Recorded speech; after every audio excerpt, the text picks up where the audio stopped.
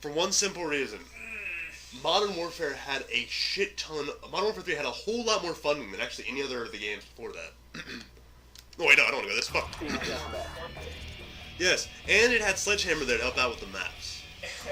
And the maps were the worst. I know. I actually looked into that a bit more, and I found out that what happened was due to an issue between pretty much Activision and Infinity Ward had a contract agreement a while back when they bought the Call of Duty series from Infinity Ward, and the agreement stated that that only Infinity Ward could do games in what was called the near current / near future games. In other words, present or future games. In other words, they couldn't do anything after the night. Nobody besides Activision could do. Infinity Ward could do anything within the century of that time, and into the next one. So basically, the 90s on. No one is allowed to do that until currently, and then they could have made it now. So, as a result of that agreement, when Infinity Ward, Current War on. Basically, nobody besides Infinity Ward could make any games in that were set in the Middle East. You know, the Middle Eastern War, the current one. Oh my God! Spit it out. Sorry, I'm trying to remember it properly. Give me a sec. But yeah, basically, nobody was allowed to do anything with the war in Iraq, the war in Afghanistan, or the war on terror in general, in the Call of Duty series, besides Infinity Ward, or anything that happened after this current point in time. That was what their contractual agreement was. Yes. When Black Ops 1 came out, before Black Ops 1 came out, they actually tried to set the game during the, not directly speaking this Iraq-Afghanistan war, the one that is happening in the United States, but the one before that, or a slightly futuristic version of it, like an alternate history line along the Persian Gulf War, the one that George W. Bush's father did, senior did. Yes. Now, they knew that, Infinity Ward got pissy over that because, they knew that it was more or less just a veiled excuse to do the modern Afghanistan war. The heck, why isn't this... Oh, I see. It's off on this. Did you turn off the controller vibration? It's off right now. Oh, it's probably because this thing's low on battery right now. Come on, plug in. There we go. Oh yeah, that's probably gonna help just fix that. Anyways, yeah. So that's what their agreement was. So Activision and Infinity Ward got kind of in a pissing contest over that, and Treyarch decided just to ease tension with Activision and Infinity Ward, babe. Wait, did I just run past somebody? No. Anyways, yeah, to ease tension between Infinity Ward and them, while this issue was being dealt with, they decided just to reset the game back in Vietnam, so they had to change a whole bunch of aspects. The actual intent of the game was to put it in almost the exact modern era. Okay? That's why if you notice a bunch of the guns, there's a bunch of modern guns like the Galil, Oh god, run! Stupid teammate! Oh, he didn't die, thank god. Yeah, that's like, there's a bunch of modern guns like the MP5, the Galil, Simply veiled excuses. Yeah. Access to technology that Our UAV is online. bullshit. Yeah, that's kind of the whole situation there, so that's why they did that.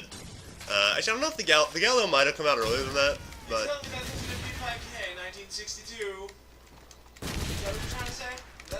Actually, there was a couple of basic models back then, but there was nothing to actually being usable. Yep, that's kind of why they did that. They kind of did that more or less just to ease tension with Infinity Ward. Excuse. Yeah, that pretty much, yeah. They originally planned on setting it in the future, blah, blah, blah.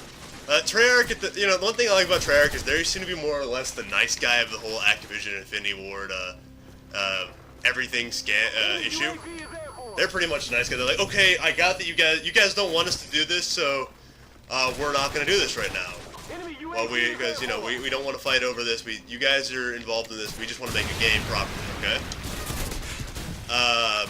So they did that.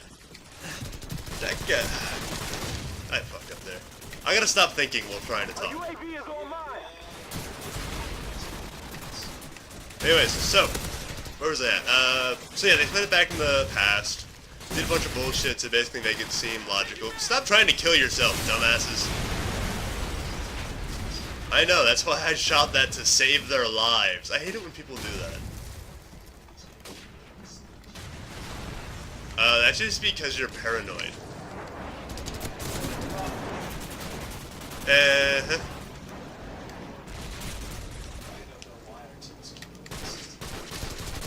Bad luck. Also, I've been playing so many single-player games, I really don't even remember how to play a multiplayer game anymore. I keep imagining these guys to be AI, when they're not. But anyways, and you're just rusty as heck. I'm rusty as hell, I know that. But no, dude, did you see there, dude? I'm going 10 and 13 right now.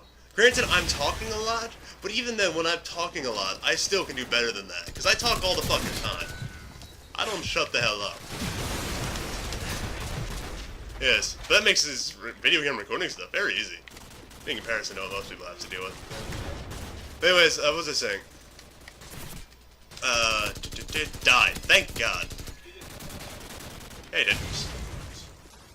Anyways, so yeah, they did end up basically agreeing at the time for for Black Ops 1 that they would put the game in the past while the issue was being settled between Infinity Ward and Activision.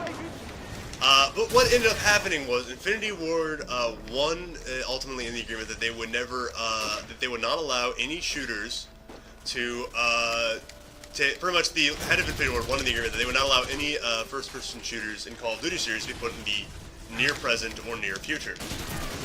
They actually set up a time frame around it. To be completely honest. So what Activision did, because Infinity Ward basically won the arguments, was since they had pretty much contractual control over all of the employees of Infinity Ward, is they pretty much fired everyone who worked at Infinity Ward.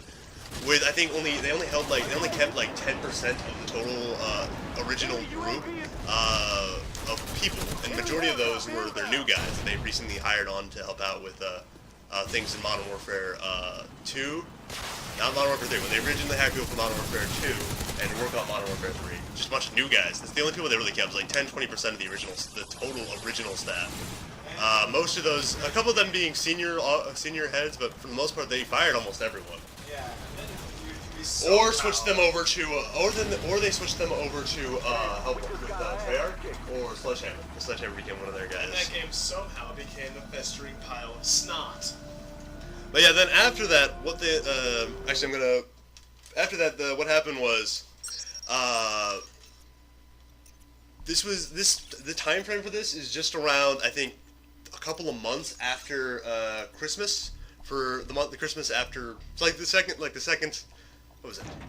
Like the February after Black Ops 1 was released is when this happened. And they basically fired everyone and messed up all the staff.